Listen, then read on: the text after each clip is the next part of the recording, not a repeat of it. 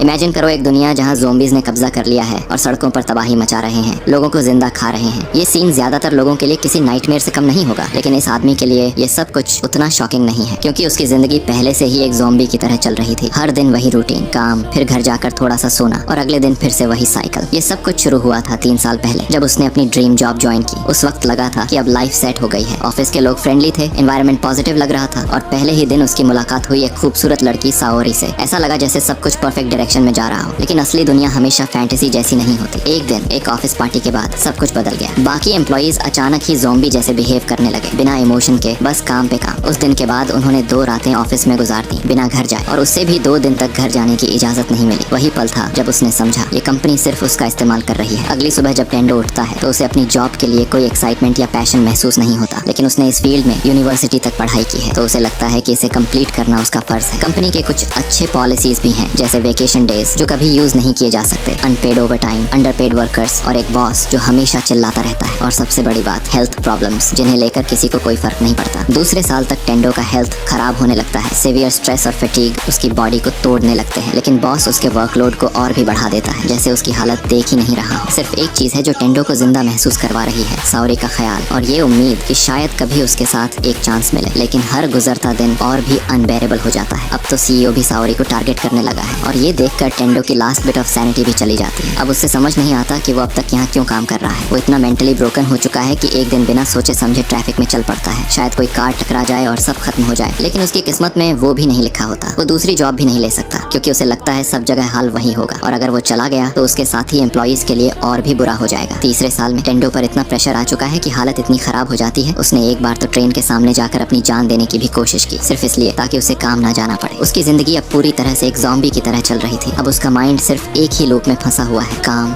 काम और फिर काम। सब कुछ ब्लैक एंड व्हाइट लगने लगा है, जैसे जिंदगी में कोई रंग ही नहीं बचा। अगले दिन सुबह जब उठता है तो सिर्फ काम के ख्याल से उसे मिनी पैनिक अटैक आ जाता है। फिर भी मैकेनिकल तरीके से कपड़े पहनता है, बैग उठाता है और काम के लिए निकल पड़ता है। लेकिन जैसे ही घर से बाहर निकलता है उसकी नजर पड़ती है मेल बॉक्स पर। एक लेटर पड़ा होता है। तब उसे याद आता है कि उसने अपना पार्किंग पास का पेमेंट नहीं किया है। वो तुरंत बिल्डिंग मैनेजर के रूम की तरफ जाता है, सोचता है कि वहाँ जाकर एक्सप्लेन कर देगा। दरवाजे पर नॉक करता है, कोई जवाब नहीं, लेकिन दरवाजा थोड़ा सा खुला हुआ होता है। वो धीरे से अंदर जाता है, लेकिन जो सीन सामने होता है वो कुछ और ही होता है। बिल्डिंग मैनेजर जिसका सिर किसी और के पेट के अंदर घुसा हुआ होता है। एक हॉरिफाइंग सीन, और इसी मोमेंट में टेंडो को पहली बार काफी टाइम बाद कोई रंग नजर आता है। शॉक में वो तुरंत रूम से भागता है, बिल्डिंग के बाहर जाने की कोशिश करता है, लेकिन वहाँ और भी ज़ॉम्बीज होते हैं। घबराहट में वो सीढ़ियों से ऊपर की तरफ भागता है, और उस मोमेंट में भी उसके दिमाग में एक ही थॉट होता है, अगर ये चला तो मैं काम के लिए लेट हो जाऊंगा। लेकिन तभी आसमान से एक प्लेन गिरता हुआ दिखता है, एकदम साइलेंट शॉक। और तब उसे रियलाइजेशन होता है वो सारे बॉसेस, वो सारी अथॉरिटी जिसने उसकी जिंदगी को लिविंग हेल बना दिया था, सब मर चुके हैं। अब उसे काम पे जाने की जरूरत नहीं है, अब उसे किसी को इम्प्रेस करने की जरूरत नहीं है। उसकी जिंदगी में फिर से रंग लौट आए। वो एक रूफटॉप पर बैठता है और सोचता है कि अब उसके पास फ्री टाइम है तो वो सब कुछ कर सकता है। फिर वो साओरी के बारे में सोचता है और सोचता है कि क्या वो ठीक है, और वो तैयार होता है उसे कन्फेस करने के लिए, चाहे इससे उसके लिए मरना ही क्यों ना पड़े। उसे क्या फर्क पड़ता है कि वो सीईओ की साइड चेक थी, वो मोटा बॉस जो भाग भी नहीं सकता पक्का मर चुका होगा। ये सोचकर वो अपनी साइकिल पर सवार होता है ताकि उसके घर का पता लगा सके। लेकिन जब वो वहाँ पहुँचता है तो वो बॉस के जूते वहाँ पाता है, और वो मोटा ज़ॉम्बी बन चुका होता है। तो वो इसका फायदा उठाकर सीधा बोल देता है, मैं ये जॉब छोड़ रहा हूँ मोटे, और उसे खिड़की से बाहर फेंक देता है। अफसोस की बात है कि साओरी भी वहाँ थी, और वो भी ज़ॉम्बी बन चुकी थी। आंसुओं से भरी हुई आंखों से वो उसे दिल की बात कन्फेस करता है ताकि अंदर का बोझ हल्का हो सके, और फिर तुरंत खाने से बचने के लिए भाग लेता है। उस रात वो सोचता है कि अब उसे क्या करना चाहिए। दुनिया की इस हालत में वो कभी भी मर सकता है, इसलिए उसे इसका पूरा फायदा उठाना चाहिए। ये सोचकर वो एक बकेट लिस्ट बनाता है उन चीजों की जो उसे मरने से पहले करनी है। अगले दिन टेंडो को अपनी नरक जैसी वर्किंग कंडीशंस का एक डरावना सपना आता है, और वो चीखते हुए उठता है। लेकिन उसे राहत मिलती है जब उसे एहसास होता है कि अब उसकी दुनिया काफी बेहतर हो चुकी है, क्योंकि यह एक ज़ॉम्बी अपोकैलिप्स है और वो इसके लिए तैयार है। एक नए जज्बे के साथ जो अब उसके पास जिंदगी जीने के लिए बचा है, वो आखिरकार अपने कमरे को साफ करता है। पूरे 1 साल बाद फ्रिज से एक बियर निकालता है और उसका स्वाद पूरी तरह महसूस करता है, और ये थी उसकी पहली बियर ऑफ फ्रीडम। उसी वक्त न्यूज चैनल पर दिखाया जा रहा है कि शहर में तबाही मची हुई है, हर जगह आग लगी है और न्यूज रूम भी ओवररन होने के खतरे में है। लेकिन इस सब के बीच एक न्यूज लेडी अभी भी अपने काम पर खड़ी है, डर के बीच रिपोर्ट करती हुई। लेकिन ये सब ज्यादा देर तक नहीं चलता। ज़ॉम्बीज़ के अटैक के वजह से वो भी बंद हो जाता है और उसे पता है ऑब्जेक्टिवली दुनिया बर्बाद हो चुकी है। लेकिन अभी उसका बस एक ही प्लान है, बियर पीना और आराम करना उन सालों के टॉर्चर के बदले में। लेकिन जैसे ही वो फ्रिज से एक और बियर लेने जाता है, एक कड़वी सच्चाई उसका इंतजार कर रही होती है। उसके पास बियर खत्म हो चुकी है और यह आज उसके साथ होने वाली सबसे बुरी चीज है। वो सिर्फ चैन से लेटना चाहता था, लेकिन अब उसे और बियर लेने के लिए बाहर निकलना पड़ेगा और ये सफर आसान नहीं होगा। लेकिन क्या ऐसा लेजी दिन सच में हो सकता है अगर उसके पास बियर ही ना हो पीने के लिए? इसीलिए चाहे उसका दिल कितना भी आराम करने का हो, उसे ये करना ही पड़ेगा। जब वो अपने मॉरल डिलेमा में उलझा हुआ है, तभी दूसरे कमरे में एक कपल है जो इस एपोकलिप्स से काफी डरा हुआ है, जैसे कोई भी नॉर्मल इंसान होता। लड़का लड़की से कहता है, अगर हम एक और दिन यहाँ रुक गए तो शायद कोई हमें बचा लेगा, लेकिन उन्हें कोई बचाने नहीं आने वाला। लड़का बैल्कनी पर जाकर प्रार्थना करता है कि कोई भी उनकी मदद के लिए आए, और जैसे ही वो यह कहता है, उसकी नजर पड़ती है टेंडो पर, जो एक पाइप से नीचे उतर रहा होता है। लड़का घबरा जाता है और तुरंत कहता है, अंदर आ जाओ जब तक सेफ हो। लेकिन टेंडो बिल्कुल शांत है, कहता है, मैं ठीक हूँ, बस कुछ चीजें लेने सुपरमार्केट जा रहा हूँ। फिर वो कैजुअली अपने आप को उनका नेक्स्ट डोर नेबर इंट्रोड्यूस करता है। लड़का टेंडो के इस नॉनशलांट एटीट्यूड से शॉक्ड होता है। पाइप से लटका हुआ बंदा फुल चिल मोड में। फिर वो अपना नाम बताता है, कोसाका। टेंडो अब थोड़ा बेहतर करने की कोशिश करता है, और क्योंकि वो सुपरमार्केट जा रहा होता है तो कैजुअली पूछता है, कुछ चाहिए? Noodles, toilet paper? जब टेंडो अपनी साइकिल से सड़क पर हवा की तरह निकलता है तो ज़ॉम्बीज़ उसकी तरफ अट्रैक्ट होने लगते हैं और कुछ ही देर में उसका पीछा करने लगते हैं। उस मोमेंट में उसे एहसास होता है, अगर वो घेर लिया गया तो यहाँ उसका मरना पक्का है। लेकिन आज बियर के बिना रहना उसके लिए ऑप्शन ही नहीं, तो ये रिस्क लेना जरूरी है। वो फाइनली एक सुपरमार्केट तक पहुँचता है, जिसके बाहर एक और साइकिल खड़ी होती है और उस पर एक कैमरा भी लगा होता है। लेकिन टेंडो इस सब पर ध्यान नहीं देता, क्योंकि उसका पूरा फोकस